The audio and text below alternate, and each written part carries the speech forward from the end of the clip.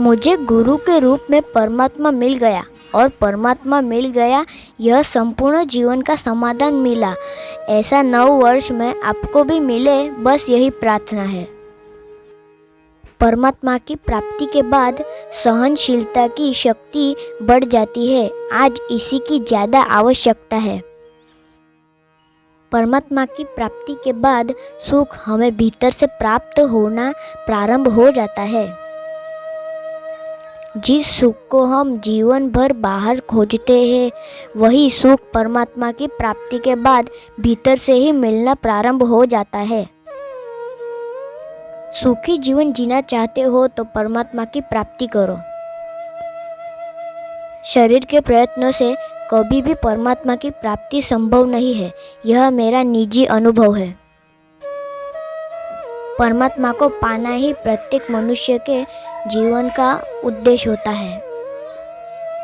पुण्य कर्म जीवन में करने से मोक्ष की प्राप्ति होती है, यह एक गलत धारणा है। पुण्य कर्म करने के बाद वह कर्म भोगने तो दूसरा जन्म लेना ही पड़ता है, तो मोक्ष कहाँ मिलता है? मोक्ष केवल कर्म मुक्त अवस्था प्राप्त करने के बाद ही प्राप्त होता है। समग्र संपूर्ण योग से कर्म मुक्त अवस्था आप प्राप्त कर सकते हैं।